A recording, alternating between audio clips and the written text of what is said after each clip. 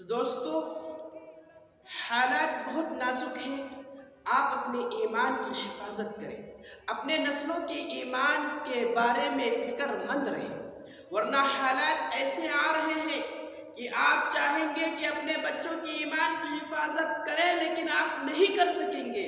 آپ چاہیں گے کہ آپ مساجد میں نماز پڑھیں لیکن نہیں پڑھ سکتے ہیں۔ دوستو، ایسے حالات ملک کے اندر بنائے جا رہے ہیں۔ اس لیے اس دور میں ان فتنوں سے بچنے کے لیے اپنا تعلق مساجد سے مضبوط بنائیں اور اپنے بچوں کا تعلق مکاتب سے مضبوط جوڑ دیں۔ دو شکلیں ہیں، اس کے علاوہ ہمارے پاس کچھ بھی چارہ کار نہیں ہے کہ ہم اپنے ایمان کی حفاظت کر سکیں،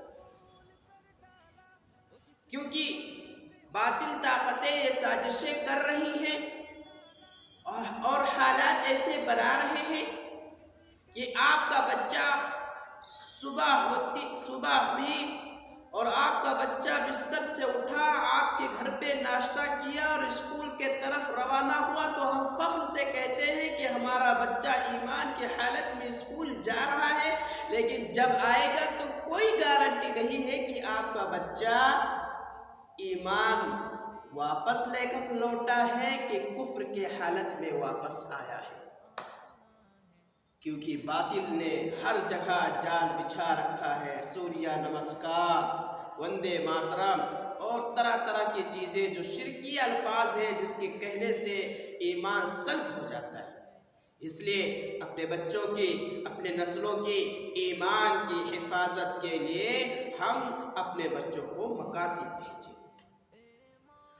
اور دوسرا مسئلہ آپ حضرات کے سامنے یہ ہے کہ باطل طاقتیں ہماری اوقاف کی زمینوں کو ہڑپنے کی کوششیں کر رہی ہیں۔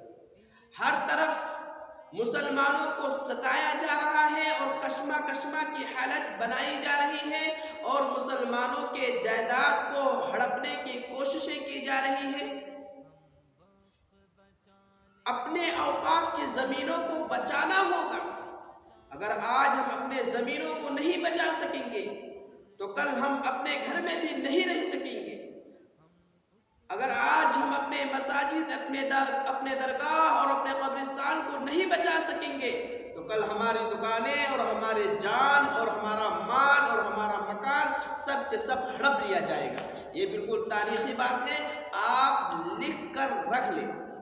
ایک بات بتاؤں، اصل میں یہ جو بی جے پی حکومت ہے، اس میں دیکھو جتنے بھی سانسد ہیں پڑھے لکھے نہیں ہیں، سب جاہل سے بڑھ کر جاہل ہیں، لیکن یہ آپس کے جو مشورہ کرتے ہیں کہ مسلمانوں کے ساتھ کون سا کھیل کھیلا جائے، یہ خود سے نہیں کرتے، یہ پوری تعلیم یورپ سے لیتے ہیں۔ ان کا مشورہ، ان کا نظریہ یورپ پہ ہوتا ہے کہ یورپ والوں نے مسلمانوں کے ساتھ کیا کیا، اسپین، سمرقند، بخارا کے اندر مسلمانوں کی کیا حالت بنائی گئی تھی۔ یہ تاریخ وہاں سے اٹھاتے ہیں، وہاں سے مشورہ کرتے ہیں اور پھر یہاں پہ وہ اسی طریقے سے بل کو پاس کرتے ہیں۔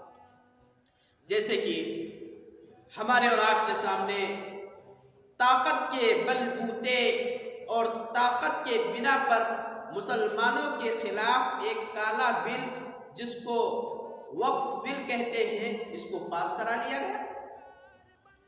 اس کے پیچھے ریزن کیا ہے یہ سمجھنے کی ضرورت ہے۔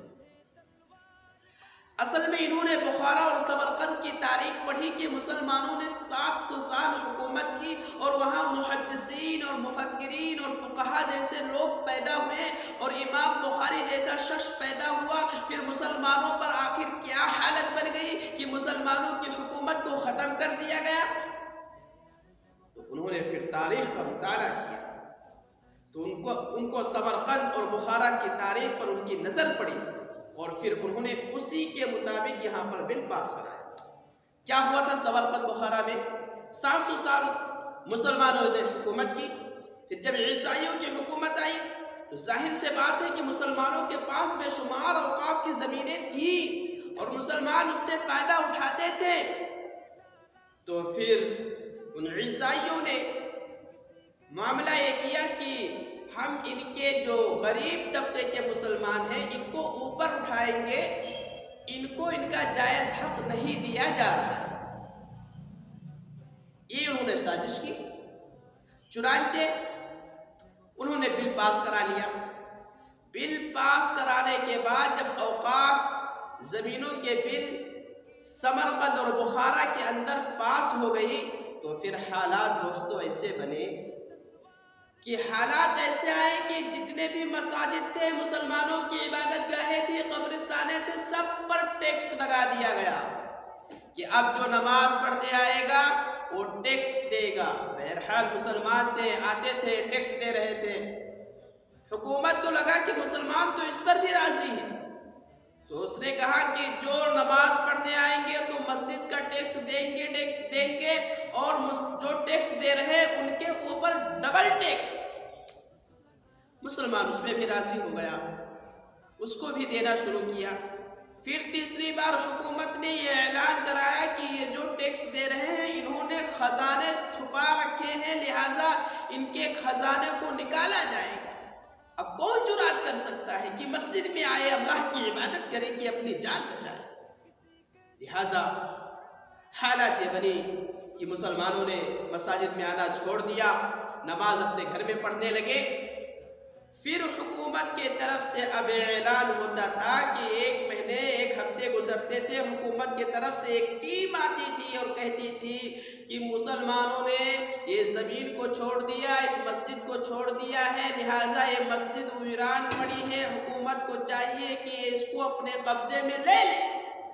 اور حکومت پھر اس کو اپنے قبضے میں لے لیتی تھی اور پھر مسجد کو شہید کرا کے شراب خانے، شراب کے اڈے، رقص، ناچنے کی جگہ، استبل خانے، یہ تمام چیزیں حکومت بنا دیتی تھی۔ حالات ایسے بنا دیے گئے کہ ہماری مساجد کو ختم کر دیا گیا، ہمارے قبرستانوں کو ختم کر دیا گیا، مسلمانوں کے تمام نشانات کو ختم کر دیا گیا اور اتنا مجبور کیا گیا کہ مسلمانوں کو پھر وہاں سے ہجرت بھی کرنی پڑی۔ اور جو ہجرت نہیں کرے وہ بیچارے انہوں نے اپنا جان بازی پہ لگا دیا۔ بالکل اسی پس منظر، اسی تاریخ کے پس منظر ہے جو بی جے پی حکومت مسلمانوں کے ساتھ کھیلنا چاہتی ہے۔ اس لیے دوستو عزم کرو، ارادہ کرو، آپ کے اکابر اگر آپ کو روڈ پہ بلائیں گے آپ روڈ پہ جائیں گے، چوراہوں پہ بلائیں گے چوراہے پہ جائیں گے، جو کہیں گے اکابر، ہم اپنے اکابر، اپنے قائد، اپنے لیڈر کے پیچھے چلیں گے انشاءاللہ۔ اگر ہم اپنے قائد کے مان کر چلیں گے، ان کے بات پر لبیک کہیں گے، اس حکومت کو اپنا یہ کالا قانون واپس کرنا پڑے گا اور اپنا بل اس کو واپس کرنا پڑے گا۔